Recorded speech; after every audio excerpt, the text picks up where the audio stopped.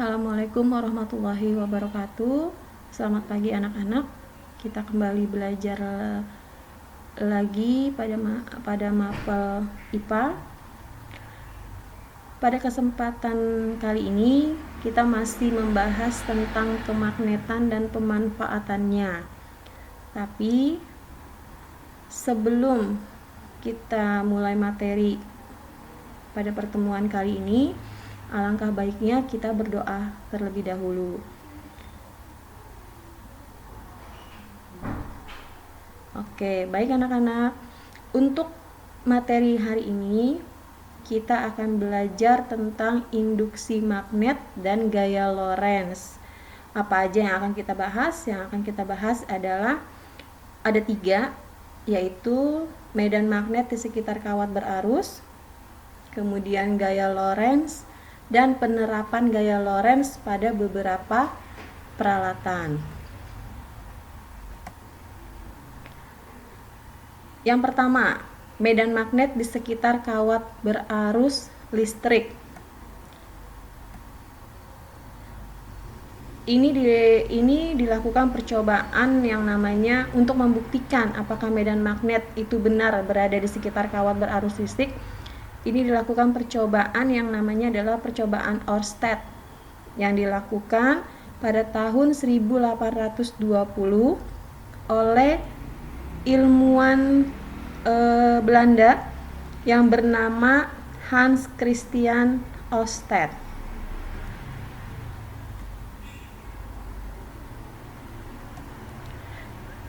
Percobaannya adalah ini ada kompas. Ada 3 kompas, ada kompas A, kompas B, dan kompas C.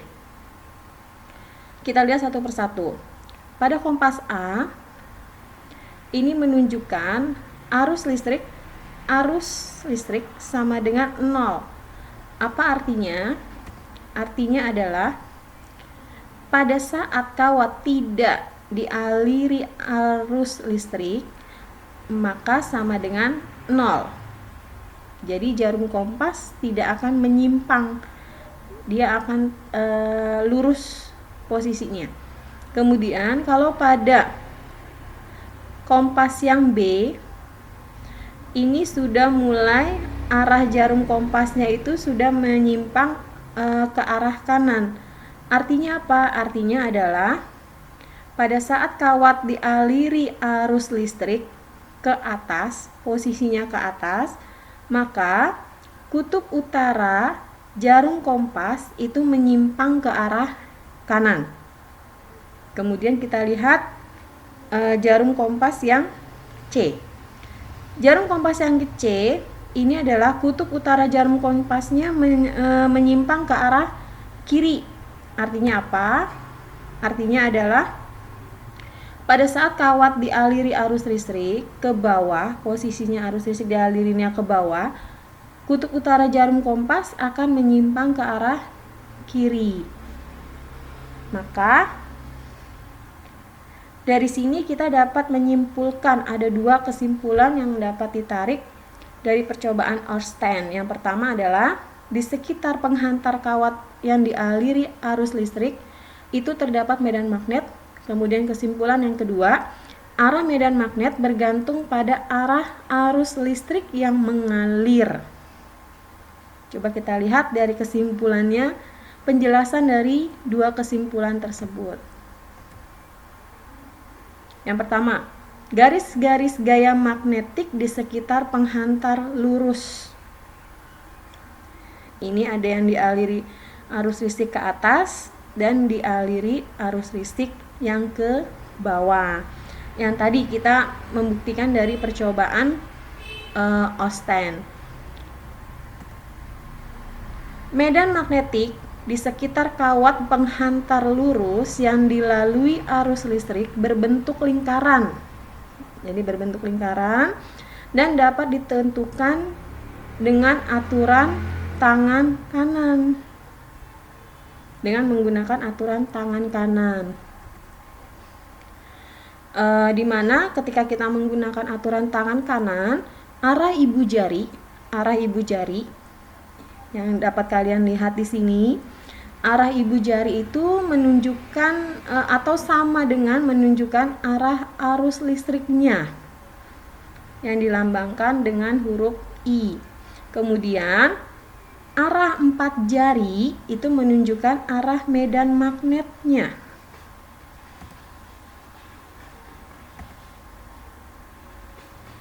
Kemudian kesimpulan yang kedua dari percobaan Orsten itu adalah garis-garis gaya magnetik pada kumparan berarus atau solenoida.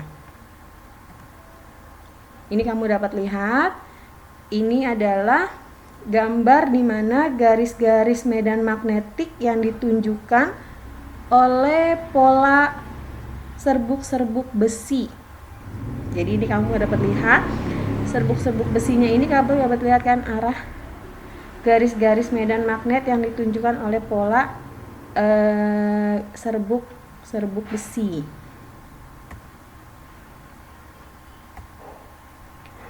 Di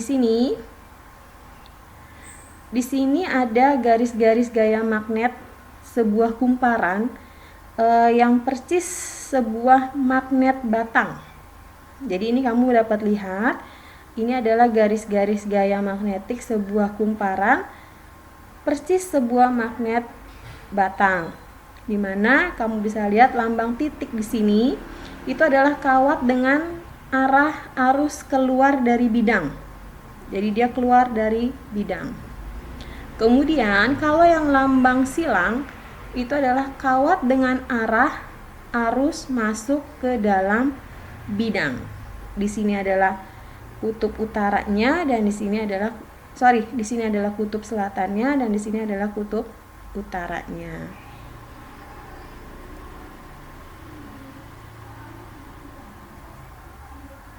Kutub utara magnet dengan ini kita dapat menentukan kutub utara magnet kumparan itu dapat ditentukan dengan aturan tangan kanan. Dengan aturan tangan kanan ya anak-anak ya. Jadi kutub utara magnet kumparan itu dapat ditentukan dengan aturan tangan kanan. Keempat jari itu menunjukkan arah arus listriknya. Keempat jari itu menunjukkan arah arus listriknya. Kemudian ibu jari itu menunjukkan arah kutub utaranya. Gaya Lorentz. Gaya Lorentz adalah interaksi kawat berarus dalam sebuah medan magnet akan menghasilkan gaya. Itu yang disebut dengan gaya Lorentz. Besarnya gaya Lorentz tersebut itu dipengaruhi oleh besarnya kuat medan magnet, arus listrik, dan panjang kawat. Contoh penerapan gaya Lorentz dalam kehidupan sehari-hari adalah motor listrik, bel listrik, relay, dan telepon kawat. Maka besarnya gaya Lorentz dapat dihitung dengan rumus F. F di sini adalah gaya Lorentz dengan satuannya adalah Newton. Sedangkan B di sini itu adalah medan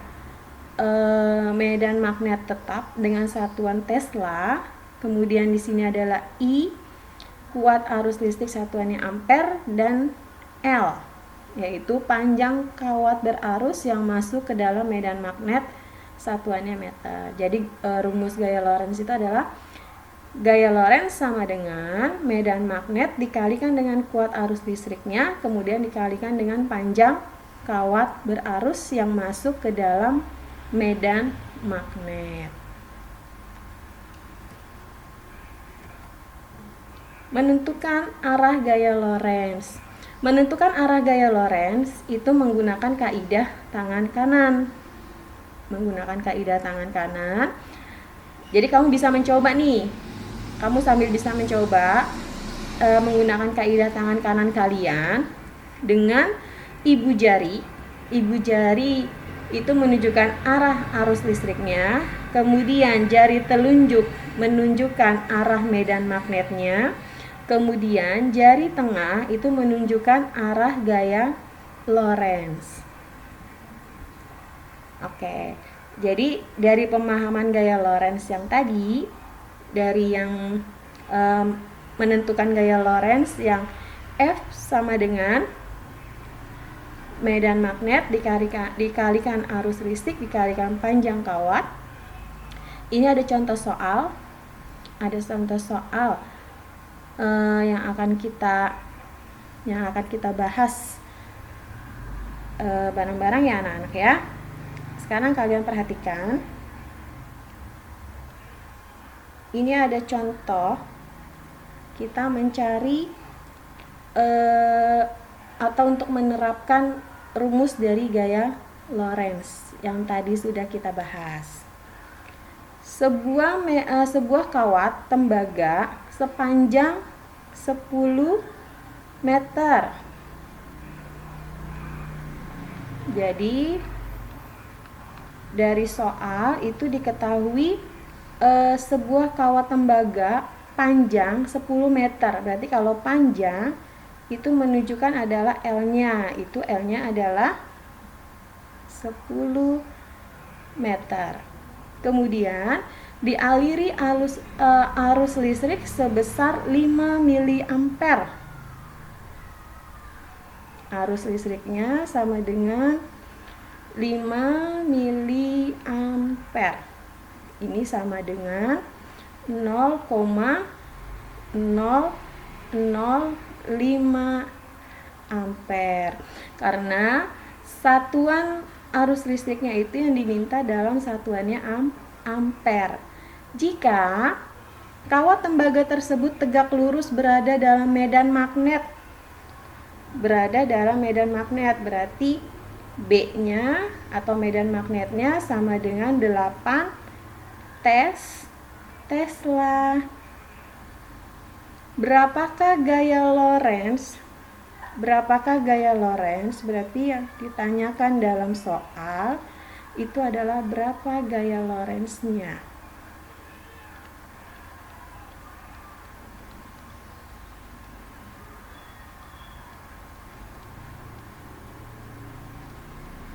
Berapa gaya Lorentz? Oke, kita jawab bareng-bareng ya anak-anak ya. Gaya Lorentz sama dengan medan magnet dikalikan arus listrik dikalikan panjang kawat. Oke, gaya Lorentz sama dengan 8 Tesla dikalikan dengan 0,005 ampere dikalikan dengan 10 meter. Maka didapatlah gaya Lorentz-nya itu adalah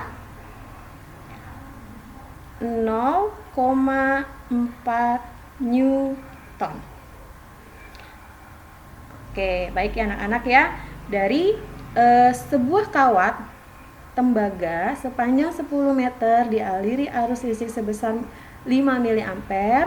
Jika kawat tembaga tersebut tegak lurus berada dalam medan magnet sebesar 8 Tesla, berapakah gaya Lorentz yang ditimbulkan? Jadi gaya Lorentz yang ditimbulkan adalah sebesar 0,4 Newton. Karena satuan dari gaya Lorentz adalah Newton.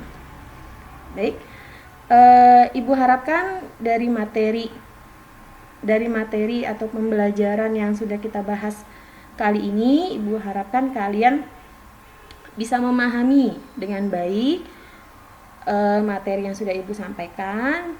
Jadi nanti kalau misalnya kamu mendapatkan soal tentang gaya Lorentz, Ibu harapkan kamu paham dan bisa mengerjakan ya anak-anak ya.